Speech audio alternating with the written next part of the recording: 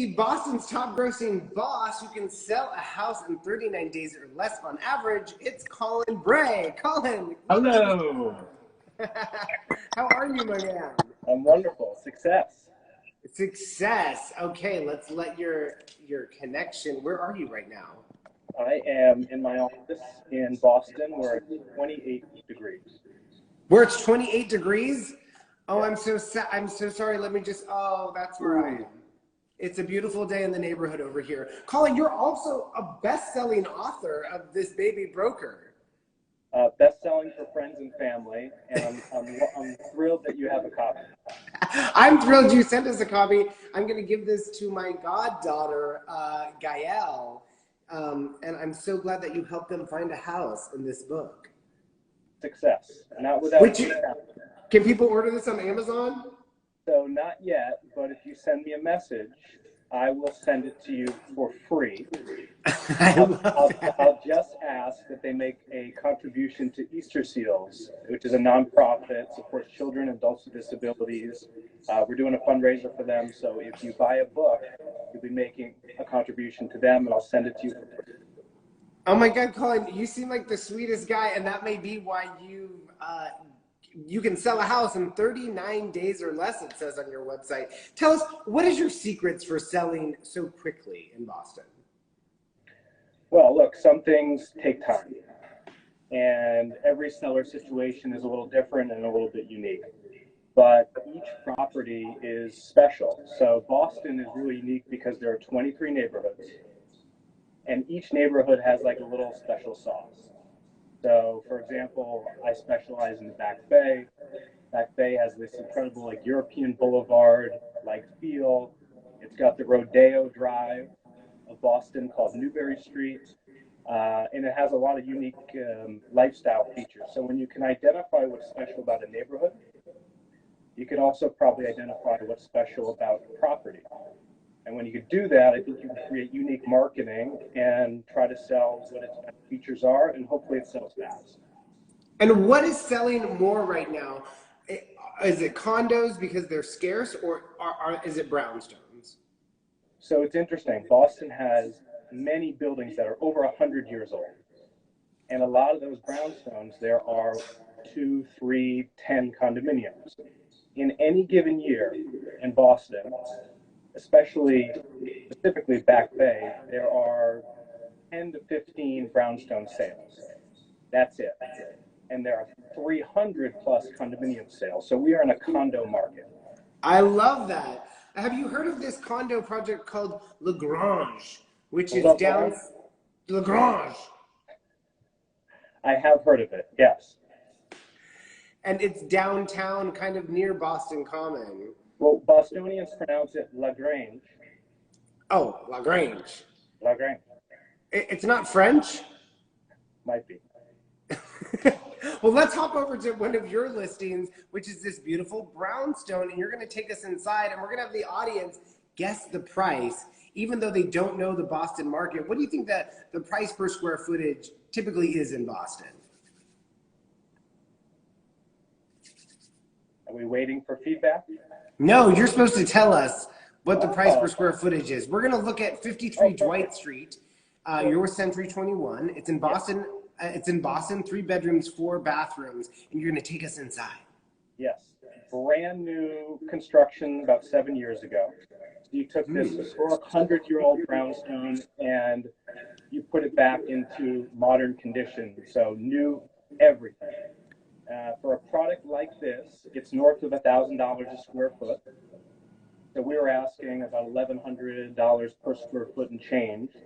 Don't reveal the price. We're going to have the audience guess the price. I won't give away too much. You know, sometimes you got to tell me to zip it. Collin, this is beautiful. I mean, so it's brand new. It doesn't look like when we build a new house in LA, and it looks stark new. This has character, history. Yeah, it's more like a restoration, a custom renovation, rather than a total gut and it's modern. We Bostonians love our charm. Yes, I love that about Boston. This looks like Sesame Street to me. Do we have some guesses on the price? It's 3 bedrooms, 4 bathrooms in Boston. And he says it's around $1,000 dollars per square foot. Well, it's actually, the asking price is just north of $1,100 per square foot. So there's your hint, audience. There's your hint, audience. Any guesses? Our audience isn't too familiar with Boston, so they might not jump in, but they love to overprice things. So that's always good for you. Ooh, we've got an underscore AP, $4 to $5 million. Ooh, that would be nice, but you need to go lower AP, lower AP. What do you think? 2.250 from Chick Meter Therapy. Are we close without going over? We're going to give it to her. It's 2.495. What do you think is so special about this property? Well, a number of things. One is location. You are a half block from what we call Restaurant Row. So when you visit Boston, I'm going to take you to Restaurant Row. Dinner, drinks on me, and you're going to have the Bostonian experience. So it's in an epic South End location, as well as it's all new. So 3 levels, it lives like a townhouse, and it has the most important thing that you can ever imagine in Boston. You ready? Let me guess. It's not outdoor space. Close. Is it a deck? Parking. Oh. I know. Isn't it crazy? It's so common everywhere else, but in Boston, it's like New York City. It's a premium. That is so true. You need parking. The people I know who live in Boston are very down to earth, but also very wealthy. You feel like it's a lot of wealthy people in Boston. Well, we're just not flashy. Yes, that's what it is. You're not flashy. We're just kind of we're old school, kind of traditional. I'm going to take you up on that Boston tour of Restaurant Row when we come out, if we get that job with Lagrange. Moving on, we're going to see another property, and the audience is going to guess the price. It's 290 Dartmouth Street in Boston.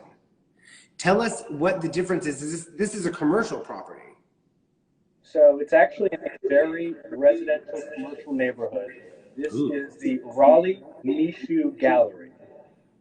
It's almost 2,000 square feet with 12-foot windows overlooking the Commonwealth Ave Mall, Dartmouth Street, and Newbury Street. If you're from Boston, it's like an iconic, epic location. I love that you're throwing us a curveball with a commercial property. Do you represent a lot of commercial properties? We represent a lot of multifamilies, but this is special. It hasn't been sold in over 40 years, so more like properties or special properties. But you're selling this as an office space? So what's interesting about it is it could be anything. It could be a family office. It could be the interior design firm. It could be another art gallery. It's in a commercial and residential building. Oh, we've already got a guess from Nicholas McCone, $4.5 million. We're going to have the audience guess the price. Is it A, 1.295, B, 2.495, or C, $4.5 million? I'm going to go with Nicholas on this. I think it's worth, since you said it hasn't been listed in 40 years, I'm going to go with $4.5 million. Katri Randall says A. Reveal the price for us, Collin. $3,995,000. So I'd say 4.5 is pretty close. 4.5 is close. I win. What does it take to sell a commercial property like that? Are you seeing a lot of movement right now with those types of spaces with COVID, or what are you seeing? It's definitely slower, and something like that takes a very specific type of buyer client. It's not an everyday run-of-the-mill property. Oh my gosh, I love it. Well, Collin, who did you, back to your baby book, who did you write this book for? So I wrote this book for my little nephew, Caleb. It was a birthday gift for him and my brother, Jordan, and his wife, Julia. Caleb doesn't know it yet, but he's going to be the future #1 Boston baby broker. Do you come from a line of brokers? Yes. My father got started in the business over 40 years ago. That's amazing. Came from humble beginnings, no college education, began driving a taxi around Boston and kept seeing real estate offices everywhere. And he's self-made, and now I work with my brother. We've got 20 associates that are with the firm. So it's your family firm? Correct. So it's you and your brother and your dad still works? It is, yeah. Oh my God, that's amazing. Is that why you guys are one of the top grossing teams in Boston? Yeah, I think that's one of the reasons. But, we've got a number of associates that are real powerhouses and are doing an incredible job. So it's not just about us, it's about the team. My gosh, the team. I love that. We've Catherine Karen Berg, Realtor, says, which firm? What's the firm's name?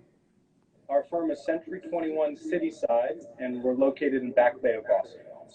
I love that. Okay, and then we're asking all of our guests this week to just weigh in a little bit on, let's get real thankful. It's been a weird year, Collin. What is something that you're mostly grateful for or thankful for as we approach Thanksgiving? Well, I think health is most important, right? Yes. We tend to take the little things for granted. I can tell you I do. Just having mobility is really valuable. Sight, taste, hearing, just the little things related to our body that are so important. I'm just really thankful for that, and also thankful for family. I love that. And you work with your family. That is so awesome. I bet you guys kill it out there, because the teams that I know here in LA that do really well are families. So that's beautiful. And I will take you up on that Boston offer when we do come out after all this is over, Jan 1. Look forward to seeing you on Restaurant Row. Restaurant Row. What's your favorite restaurant, Collin? Oh, mine? I'm kind of old school. Abe and Louie's. Abe and Louie's. I don't know that restaurant, but I can't wait to try it. If you guys are just joining us, that was our show, Real Talk with Collin Bray. He's Boston's top producing boss of real estate. That's what we call you, not what you call yourself. And I hope to see you in Boston very soon, Collin. Thank you. Thanks. Bye. All right. Bye-bye.